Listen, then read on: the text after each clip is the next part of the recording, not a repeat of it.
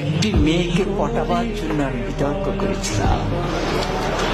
কিন্তু আজকে তোমরা এসছো, কেউ প্রধানমন্ত্রী হবা, কেউ হিলারি হবা। কি ভয়ঙ্কর মিথ্যা কথা! কারণ আমি একটি মেয়েকে শুধু পটাতে চেয়েছিলাম। কি দিয়ে? বিতর্ক দিয়ে। সে আমাকে পাত্তা দেয় না, সে আমার দিকে তাকায় না। আমি তখন অষ্টম শ্রেণীতে পড়ি, শুধু তার দিকে একবার তাকাবো, কি সেই কৌশল, কিন্তু সে তাকায় না। পরে ভাবলাম বিতর্ককে আশ্রয় করি, সেখানে যদি দাঁড়ায় তাহলে মেয়েটি মনে হয় আমার দিকে তাকিয়েই থাকবে। এই আশায় আমি বিতর্ক করেছিলাম। এরকম আশা নিয়ে একবার আমি সিলেট যাচ্ছিলাম। তখন আমি আর অষ্টম শ্রেণীর বালক নই, এয়ারপোর্ট স্টেশন থেকে উঠেছি। তো যাওয়ার সময় ট্রেন, সকালে সিলেটের ট্রেন, আমি উঠলাম। উঠে আমার সিটে গেলাম, দেখি আমার একটি সিট, সামনে আরেকটি সিট, মানে ডাবল ডাবল না। পরে কেউ আসে না, পরে একটি মেয়ে আসে এবং মেয়েটি সামনে বসার পর আমি একটু সতেজ হয়ে গেলাম। পুরুষের মন তো। পরে মেয়েটি দেখলাম সাদা গাউন পরা, আমি বুঝলাম সে সিলেট মেডিকেল।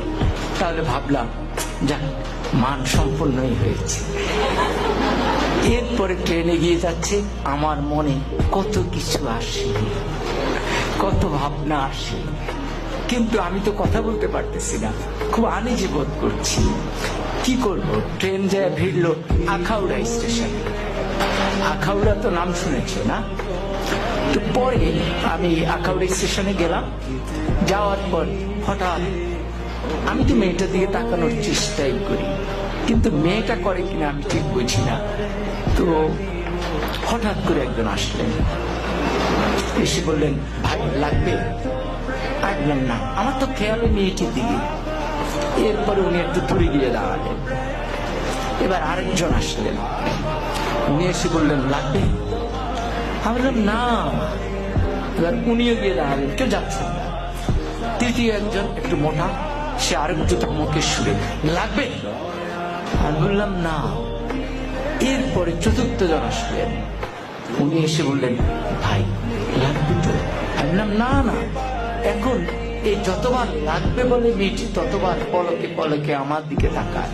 এখন আমি ঠিক বুঝতেছি না কি লাগবে, কি বলে। পরে আমি একটু উত্তেজিত হয়ে চারজনকে ডাকলাম, কি সমস্যা, কি লাগবে? আপনার চারজনই আমাকে ঘিরে দাঁড়িয়েছেন আমার জানালার সামনে। তখন বললো, বলবো তো বলেন। বললো, ভাই আমরা হিরোইন বিক্রি করি, আপনাকে দেখে মনে হয় দারুণ ভাবে আপনি হিরোইন। ফলে যে মেয়েটির কাছে আমি এয়ারপোর্টের সামনে নায়ক হয়ে উঠলাম, আখাউড়ায় হয়ে গেলাম হিরোইন, বাকি সময় আমি আর তার দিকে ভুলেও তাকাইনি। কিন্তু মেয়েটি ওই হিরোইন বলার পর যে মুস্কি হাসি দিয়েছে, সে হাসিটি আজও আমি ভুলিনি।